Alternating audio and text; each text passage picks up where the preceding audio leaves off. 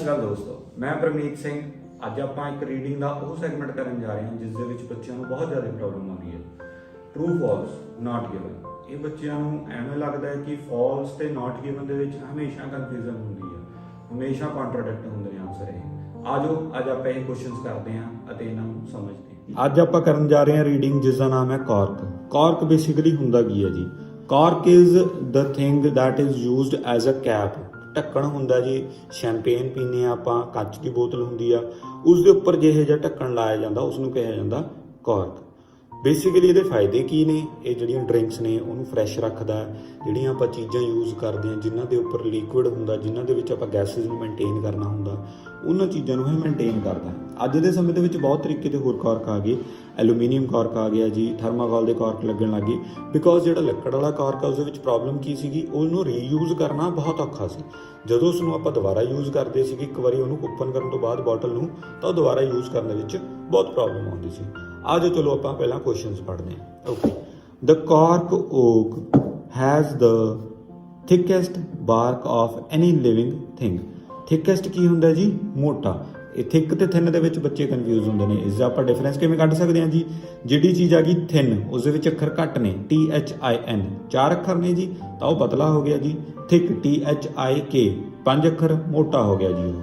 ਠੀਕ ਹੈ ਜੀ। ਹੁਣ ਇਹ ਕੁਐਸਚਨ ਕੀ ਕਹਿੰਦਾ? ਜਿਹੜਾ ਕਾਰਕ ਓਕ ਹੈ ਜਿਹੜਾ ਆਪਣੇ ਕੋਲੇ, ਉਹਦਾ ਸਭ ਤੋਂ ਥਿਕੈਸਟ ਬਾਰਕ ਹੁੰਦਾ ਆਫ ਐਨੀ ਲਿਵਿੰਗ ਟਰੀ। ਹੁਣ ਬੇਸਿਕਲੀ ਟਰੂ ਫਾਲਸ ਦੇ ਵਿੱਚ ਆਪਾਂ ਕੀ ਕਰਨਾ ਹੁੰਦਾ? ਕੁਐਸਚਨ ਦੇ ਵਿੱਚ ਸਬਜੈਕਟ ਲੱਭਣਾ ਹੁੰਦਾ। ਜੇ ਤਾਂ ਆਪਾਂ ਨੂੰ ਸਬਜੈਕਟ ਮਿਲ ਗਿਆ ਅਤੇ ਉਸ ਦੇ ਰਿਲੇਟਡ ਇਨਫੋਰਮੇਸ਼ਨ ਮਿਲ ਗਈ ਤਾਂ ਆਨਸਰ ਇਜ਼ ਟਰੂ। ਸਬਜੈਕਟ ਨਹੀਂ ਮਿਲਿਆ, answer is not given. Subject ਮਿਲ ਗਿਆ ਬਟ ਇਨਫੋਰਮੇਸ਼ਨ ਨਹੀਂ ਮਿਲੀ ਤਾਂ ਆਨਸਰ ਇਜ਼ ਫਾਲਸ। ਹੁਣ ਇੱਥੇ ਆਪਣੇ ਕੋਲੇ ਕੁਐਸਚਨ ਕੀ ਹੈ? ਥਿਕੈਸਟ ਤਾਂ ਚਲੋ ਗੱਲ ਹੋ ਗਈ, ਉਹਦੀ ਪ੍ਰੋਪਰਟੀਜ਼ ਦੀ ਆ ਗਈ। ਠੀਕ ਹੈ ਜੀ। ਬਾਰਕ ਆ ਗਿਆ ਜਿਹੜਾ ਆਪਾਂ ਲੱਕੜ ਦਾ ਟੁਕੜਾ ਲੈਣਾ। Of any living tree comparison ਸੀਗਾ, ਤੇ ਆਪਾਂ ਦੇਖਣਾ ਪੈਰਾਗ੍ਰਾਫ ਦੇ ਵਿੱਚ ਕਿਤੇ ਕੰਪੈਰੀਜ਼ਨ ਹੋਇਆ। ਆਪਾਂ ਪਹਿਲਾ ਪੈਰਾਗ੍ਰਾਫ ਪੜ੍ਹੀਏ। ਕਾਰਕ, ਦ thick bark of the cork oak tree is a remarkable material. It is tough, elastic, bionut and fire resistant and suitable for a wide range of purpose. ਇਹਦੀਆਂ ਆਪਾਂ ਨੂੰ ਖਾਸੀਅਤਾਂ ਦੱਸਦੀਆਂ ਵੀ ਇਲਾਸਟਿਕ ਹੈਗਾ ਜੀ, ਟਫ ਹੈਗਾ, ਟਾਈਟ ਹੈ, ਇਹਦੀ ਪ੍ਰੋਪਰਟੀਜ਼ ਟਾਈਟ ਨੇ, ਅੱਗ ਨਹੀਂ ਲੱਗਦੀ ਇਹਨੂੰ, ਐਂਡ ਹੋਰ ਜਿਹੜੀਆਂ ਇਹਦੀਆਂ ਅੱਗ ਨਹੀਂ ਲੱਗਦੀ, ਅਤੇ ਹੋਰ ਜਿਹੜੀਆਂ ਸੂਟੇਬਲ ਪ੍ਰੋਪਰਟੀਜ਼ ਨੇ, ਵਾਈਡ ਰੇਂਜ ਦੀਆਂ ਪ੍ਰੋਪਰਟੀਜ਼ ਨੇ। It has also been used for millennium and the ancient Egypt seal has the scropohopic stone coffin with cork, while the ancient Greek and Roman used it for anything from behalves of sandals। ਇਸ ਦੇ ਵਿੱਚ basically ਆਪਣੇ ਕੋਲੇ ਕਿਸੇ ਦਰਖਤ ਨਾਲ ਹੋਰ comparison ਨਹੀਂ ਕੀਤਾ ਹੋਇਆ, ਸਿਰਫ ਤੇ ਸਿਰਫ ਇਹਦੀਆਂ ਪ੍ਰੋਪਰਟੀਜ਼ ਦੱਸੀਆਂ ਹੋਈਆਂ ਨੇ। So the answer is not given. ਆਪਣੇ ਕੋਲੇ ਕਿਸੇ ਤਰੀਕੇ ਦਾ ਕੋਈ ਕੰਪੈਰੀਜ਼ਨ ਨਹੀਂ ਆਇਆ ਤਾਂ ਆਨਸਰ ਨਾਟ ਗਿਵਨ ਹੋ ਗਿਆ ਜੀ। ਨੈਕਸਟ ਉਸ ਤੋਂ ਬਾਅਦ ਅਗਲਾ ਕੁਐਸਚਨ ਪੜ੍ਹੀਏ। Scientist have developed a synthetic cork with the same cellular structure as natural cork. Scientist ਨੇ ਜਿਹੜੇ, ਉਹਨਾਂ ਨੇ ਕਹਿੰਦੇ ਇੱਕ ਹੋਰ ਤਰੀਕੇ ਦਾ ਆਪਣੇ ਕੋਲੇ ਕਾਰਕ ਬਣਾ ਲਿਆ ਜਿਹੜਾ ਕਿ ਆਰਟੀਫਿਸ਼ੀਅਲੀ ਬਣਾਇਆ ਗਿਆ। ਸਾਇੰਟਿਸਟ ਆਰਟੀਫਿਸ਼ੀਅਲੀ ਬਣਾ ਸਕਦੇ ਨੇ ਸੈਲੂਲਰ ਸਟਰਕਚਰ। ਸੈਲੂਲਰ ਸਟਰਕਚਰ ਕੀ ਹੁੰਦਾ? ਜਿਹੜੀ ਕੋਈ ਵੀ ਬਾਡੀ ਹੁੰਦੀ ਆ ਉਹ ਸੈਲਸ ਦੀ ਬਣੀ ਹੁੰਦੀ ਆ। ਉਹੀ ਸੇਮ ਸੈਲੂਲਰ ਸਟਰਕਚਰ ਤੇ ਕਹਿੰਦੇ ਨੈਚੁਰਲ ਕਾਰਕ ਵਰਗਾ ਸਾਇੰਟਿਸਟ ਨੇ ਕਾਰਕ ਬਣਾ ਲਿਆ। ਇਹ ਆਪਾਂ ਪੈਰਾਗ੍ਰਾਫ, ਹੁਣ ਆਪਾਂ ਇਹਦੀ ਲੋਕੇਸ਼ਨ ਲੱਭਣ ਦੀ ਕੋਸ਼ਿਸ਼ ਕਰਦੇ ਹਾਂ ਵੀ ਸੈਲੂਲਰ ਸਟਰਕਚਰ ਆਪਣੇ ਕੋਲੇ ਕਿੱਥੇ ਹੈ ਜੀ। ਆਪਾਂ ਸੈਲੂਲਰ ਸਟਰਕਚਰ ਸੈਕੰਡ ਪੈਰਾਗ੍ਰਾਫ ਪੜ੍ਹੀਏ ਜੇ ਤਾਂ ਉਸ ਦੇ ਮਿਡ ਦੇ ਵਿੱਚ ਆਪਣੇ ਕੋਲੇ ਆ ਗਿਆ ਸੈਲੂਲਰ ਸਟਰਕਚਰ, ਤਾਂ ਆਨਸਰ ਆਪਣੇ ਕੋਲੇ ਇੱਥੇ ਨੇੜੇ ਤੇੜੇ ਹੋ ਸਕਦਾ।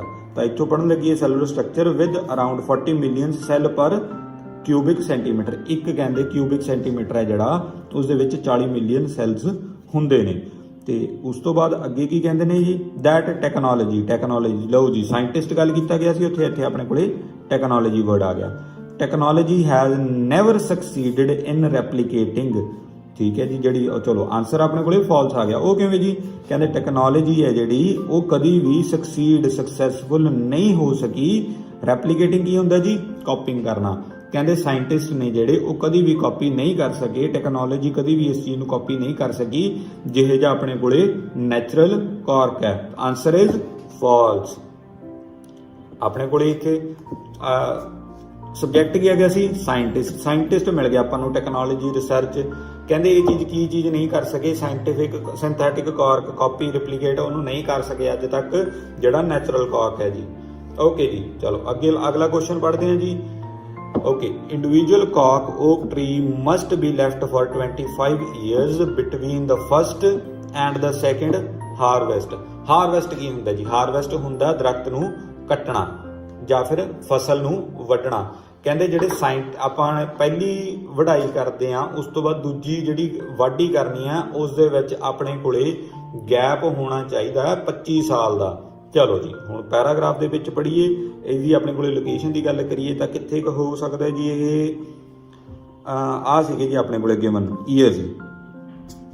ਪੜ੍ਹਦੇ ਹਾਂ ਜੀ। ਫਰੋਮ ਦ ਪਲਾਂਟਿੰਗ ਅ ਕਾਕ sapling for the first harvest take 25 years. ਪਹਿਲੀ ਜਿਹੜੀ ਵਾਢੀ ਦਰਖਤ ਪਲਾਂਟ ਕਰਨ ਤੋਂ ਬਾਅਦ ਜਿਹੜੀ ਪਹਿਲੀ ਵਾਢੀ ਕਰਨੀ ਹੈ ਉਸ ਦੇ ਵਿੱਚ ਆਪਾਂ ਨੂੰ 25 ਸਾਲ ਦਾ ਡਿਫਰੈਂਸ ਚਾਹੀਦਾ। And a gap of approximately a decade. ਲਓ ਜੀ, ਡਿਕੇਡ ਹੋ ਗਿਆ 10 ਸਾਲ। ਕਹਿੰਦੇ decade must be separate harvest from the an individual tree. ਠੀਕ ਹੈ ਜੀ, ਆਨਸਰ ਫਾਲਸ ਹੋ ਗਿਆ। ਉਹ ਕਿਵੇਂ? ਪੈਰਾਗ੍ਰਾਫ ਆਪਾਂ ਨੂੰ ਕਹਿ ਰਿਹਾ ਜੀ ਜਿਹੜੀ ਪਹਿਲੀ ਵਾਢੀ ਕਰਨੀ ਹੈ ਆਪਾਂ ਉੱਥੋਂ 25 ਸਾਲ ਤੋਂ ਬਾਅਦ ਆਪਾਂ ਪਹਿਲੀ ਫਸਲ ਉਗਾਉਣ ਤੋਂ ਬਾਅਦ 25 ਸਾਲ ਬਾਅਦ ਵਾਢੀ ਕਰ ਸਕਦੇ ਹਾਂ। ਅਤੇ ਅਪਰੋਕਸੀਮੇਟਲੀ ਆਪਾਂ ਨੂੰ ਡਿਕੇਡ ਦਾ ਟਾਈਮ ਚਾਹੀਦਾ ਇੱਕ ਵਢਾਈ ਤੋਂ ਲੈ ਕੇ ਦੂਜੀ ਵਾਢੀ ਤੱਕ ਦਾ। And for top quality of cork it is necessary to wait for the 15 to 20 years. ਅਤੇ ਜੇ ਸਭ ਤੋਂ ਵਧੀਆ ਕੁਆਲਿਟੀ ਦਾ ਆਪਾਂ ਨੂੰ ਕਾਰਕ ਚਾਹੀਦਾ ਤਾਂ ਆਪਾਂ ਨੂੰ 15 ਤੋਂ 20 ਸਾਲ ਦਾ ਸਮਾਂ ਚਾਹੀਦਾ। ਤਾਂ ਆਨਸਰ ਕੁਐਸਚਨ ਕੀ ਕਹਿ ਰਿਹਾ ਸੀ? ਆਪਾਂ ਨੂੰ 25 ਸਾਲ ਚਾਹੀਦੇ ਨੇ, ਬਟ ਕਹਿੰਦੇ ਜੇ ਸਭ ਤੋਂ ਵਧੀਆ ਚਾਹੀਦਾ ਤਾਂ ਵੀ ਆਪਾਂ ਨੂੰ 20 ਸਾਲ ਚਾਹੀਦੇ ਨੇ। So the answer is false.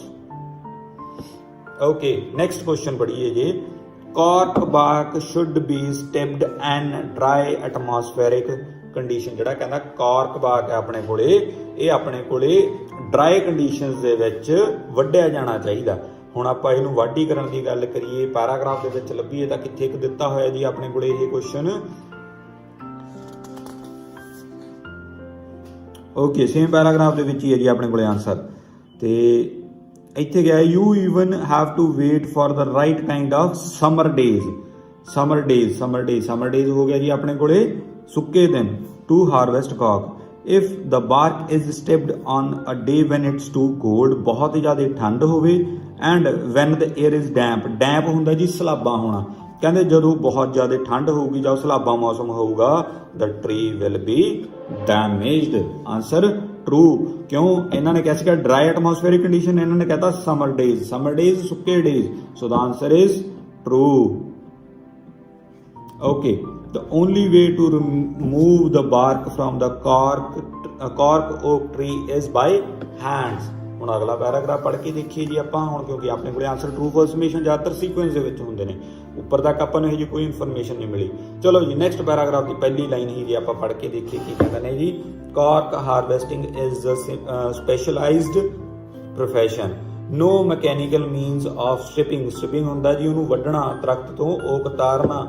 Cork bark has been invented, so the job is done by the team of the highly skilled workers। ਬਿਲਕੁਲ ਠੀਕ ਹੈ ਜੀ। ਆਨਸਰ ਕੀ ਕਹਿ ਰਿਹਾ ਜੀ? ਕੁਐਸਚਨ ਕੀ ਕਹਿ ਰਿਹਾ ਆਪਾਂ ਨੂੰ ਵੀ ਹੱਥਾਂ ਦੇ ਨਾਲ ਉਹਨੂੰ ਤਾਰਿਆ ਜਾਂਦਾ। ਇਹ ਕਹਿੰਦੇ ਜੀ ਨੋ ਮਕੈਨੀਕਲ ਮੀਨਸ, ਕਿਸੇ ਤਰੀਕੇ ਦੀ ਮਸ਼ੀਨ, ਕਿਸੇ ਤਰੀਕੇ ਦਾ ਕੋਈ ਆਬਜੈਕਟ ਇਸ ਦੇ ਨਾਲ ਜਿਸ ਦੇ ਨਾਲ ਆਪਾਂ ਕਾਰਕ ਓਕ ਨੂੰ ਨਹੀਂ ਤਾਰ ਸਕਦੇ। So the answer is true. It is only done by the, paragraph ਦੇ ਵਿੱਚ ਉਹਨਾਂ ਨੇ ਕਹਿਤਾ ਸੀਗਾ it is only done by the team of the highly skilled workers। Worker ਜਿਹੜੇ ਬਹੁਤ ਜ਼ਿਆਦਾ ਸਕਿਲਡ ਨੇ ਉਹੀ ਇਸ ਚੀਜ਼ ਨੂੰ ਕੰਮ ਕਰ ਸਕਦੇ ਨੇ। It means the work is done by hands। ਸੋ ਇਹ ਸੀ ਦੋਸਤੋ ਆਪਾਂ ਅੱਜ ਟਰੂ ਫਾਲਸ ਕੀਤੇ। ਹੋਪ ਤੁਹਾਨੂੰ ਸਾਰੇ ਜਣਿਆਂ ਨੂੰ ਇਹ ਵਧੀਆ ਲੱਗਿਆ ਹੋਣਗੇ, ਪੜ੍ਹਨ ਦੇ ਵਿੱਚ ਈਜ਼ੀ ਲੱਗਣਗੇ। ਬੇਸਿਕ ਟਰੂ ਫਾਲਸ ਦੇ ਵਿੱਚ ਸਬਜੈਕਟ ਲੱਭੋ, ਸਬਜੈਕਟ ਲੱਭ ਗਿਆ ਤੇ ਉਸ ਦੇ ਰਿਲੇਟਡ ਇਨਫੋਰਮੇਸ਼ਨ ਮਿਲ ਗਈ, ਆਨਸਰ ਟਰੂ ਜਾਂ ਫਿਰ ਯੈਸ। ਸਬਜੈਕਟ ਮਿਲ ਗਿਆ, ਇਨਫੋਰਮੇਸ਼ਨ ਨਹੀਂ ਮਿਲੀ, ਆਨਸਰ ਫਾਲਸ ਜਾਂ ਫਿਰ ਨੋ। ਜੇ ਸਬਜੈਕਟ ਹੀ ਨਹੀਂ ਮਿਲਿਆ ਤਾਂ ਆਨਸਰ ਨਾਟ ਗਿਵਨ। ਕੋਸ਼ਿਸ਼ ਕਰਿਆ ਕਰੋ ਸਭ ਤੋਂ ਪਹਿਲਾਂ ਪੈਰਾਗ੍ਰਾਫ ਨੂੰ ਪੜ੍ਹੋ, ਸਮਝੋ ਉਹਦੀ ਕਹਾਣੀ ਕੀ ਹੈ। ਜੇ ਤੁਸੀਂ ਕਹਾਣੀ ਪੜ੍ਹ ਕੇ ਪੈਰਾਗ੍ਰਾਫ ਨੂੰ ਸਮਝੋਗੇ ਤਾਂ ਬਹੁਤ ਈਜ਼ੀਲੀ ਆਪਣੇ ਕੋਲ ਟਰੂ ਫਾਲਸ ਲੱਭ ਜਾਣਗੇ। ਟਰੂ ਫਾਲਸ ਕੀ ਸਾਰੇ ਕੁਐਸਚਨ ਹੀ ਲੱਭ ਜਾਣਗੇ। ਸੋ ਹੋਪ ਤੁਹਾਨੂੰ ਇਹ ਵੀਡੀਓ ਵਧੀਆ ਲੱਗੀ ਹੋਊਗੀ। ਵੀਡੀਓ ਵਧੀਆ ਲੱਗੀ ਲਾਈਕ ਕਰਿਓ, ਚੈਨਲ ਨੂੰ ਸਬਸਕ੍ਰਾਈਬ ਕਰਿਓ ਅਤੇ ਸ਼ੇਅਰ ਜ਼ਰੂਰ ਕਰਿਓ। And please give your own comments so that we can improve our videos. Thank you.